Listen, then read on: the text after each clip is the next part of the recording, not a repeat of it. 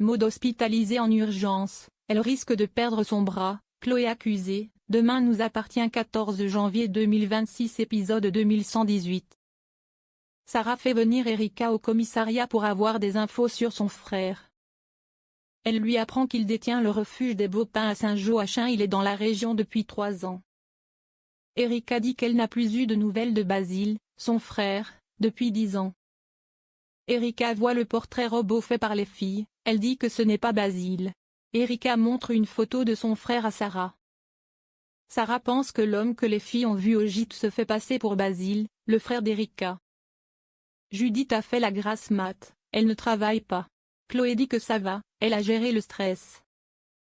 Maud prend un café avec Raphaël au Spoon, elle dit que depuis cette nuit, elle a des fourmillements dans le bras et ça empire. Raphaël décide d'appeler Chloé pour lui demander si ça vaut le coup d'aller aux urgences. Chloé pense qu'il vaut mieux aller à l'hôpital. Aaron est de retour de son voyage au ski. Sport, sommeil, nature. Il a rencontré des parents épuisés par leurs gamins, des couples mariés et des couples en mood romantique. Aaron est dégoûté, il a décidé de se mettre sur une appli de rencontre. Gabriel décide de lui faire ses photos de profil. Aaron ne veut pas mettre de photos par peur de se faire harceler, il veut tout miser sur sa description. Erika explique à Bart que quand sa mère est tombée malade, elle s'est occupée d'elle alors que Basile l'a laissé tomber. C'est pour ça qu'Erika lui en voulait. Karim se confie à Georges sur le baiser sur la joue d'Emily à la fin du date.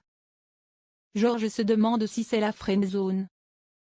Karim avoue qu'Emily lui plaît, elle est cash, spontanée.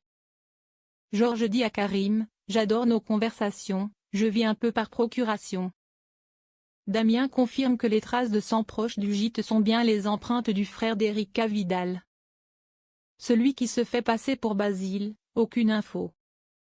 Damien va fouiller dans le passé de Basile pour tenter de voir où il a rencontré son agresseur. Soisy s'est remise sur un site de rencontre, même si elle n'a pas tiré un trait sur François. Soisy a craqué sur un profil sans photo, elle se confie à Victoire. Aaron assiste à la discussion. Emily est en mode un pas en avant, un pas en arrière. Emily et Karim ont prévu de se faire un petit footing l'après-midi. Emily lui avait envoyé un vocal pas terminé. Elle lui dit qu'il lui plaît et qu'elle ne sait pas si elle a de la place pour lui dans sa vie.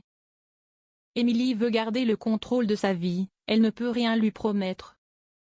Emily lui déclare, « Je comprendrai que tu veuilles te barrer. » Il lui répond, « J'en ai pas l'intention. » Ils partent courir avec le sourire. Maud passe des examens, Raphaël est inquiète. Marianne annonce que son flux sanguin est interrompu au niveau de sa main, c'est ce qui explique sa douleur et ses fourmillements. Marianne dit qu'il y a eu des complications, Raphaël a peur que ce soit à cause de ce qu'a fait Chloé dans la forêt. Basile Vidal est un mec sans problème, sans casier, il aime la nature. Damien n'a rien sur l'homme mystérieux malgré le signalement du portrait robot.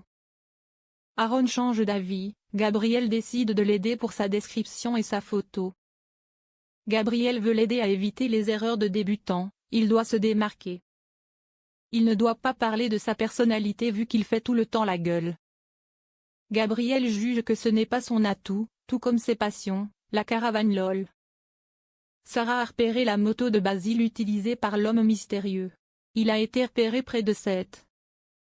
Martin demande une protection pour Erika.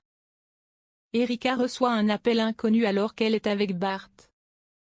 C'est une femme de l'hôpital, elle lui dit que Basile, son frère, veut lui parler. Erika retrouve le sourire, il est vivant.